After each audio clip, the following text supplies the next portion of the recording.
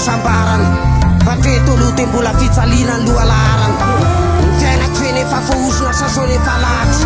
ka fahoriana fenisetra raha tsy manaraka ny didin'Andriamanitra zay rehetra lalova natao mandatsy avokoa na ny hafanatenaina atao tsisy mifakoloha matsiaro fera satria tsisy mabioniny eny fanatefaresa sy ny tena te mbola enjeny fiarahamonina savy eny natongana iatiky ny fiainana mangity zany angambana ny tsara ka tsy ataoko makivy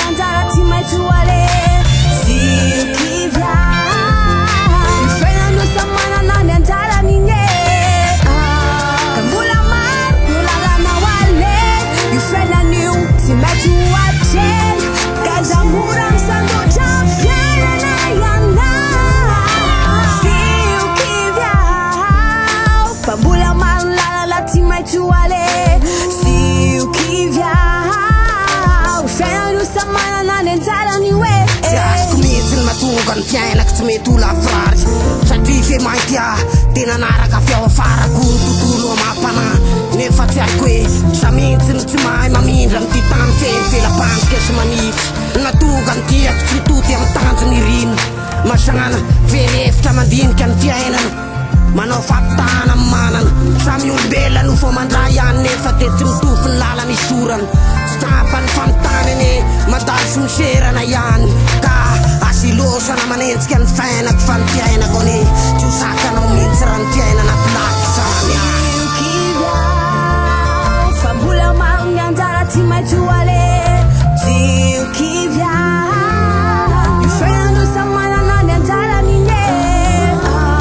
ka mbola maro no lalana ho ale io fiainan'io tsy maintsy ho atreny ka za mora misandotra fiainana iana satria za tsy lavorary fa nisan'ireo zavaboary mbola marasy sy mijaly amin'ny ty fiainana feno jaly to tapidalakale nefa tsy kivy nahoany mangidy sy ny mamy tsy maintsy andalovana eny ihany fa za mora manao ny marina eo foana mody fanina mikipy masy fa efa zatra manao tijery tsy ampiheverana mieritreritra fa tsy anenina amin'ny ty fiainana fenonenina tsy azo fenina azafaly mijery ny fiainako zarizary fa niany faly mialo lalana tsy azo sakanana fa oloha ao le fiainana milama tsy azo dina fanina fa fiainan'io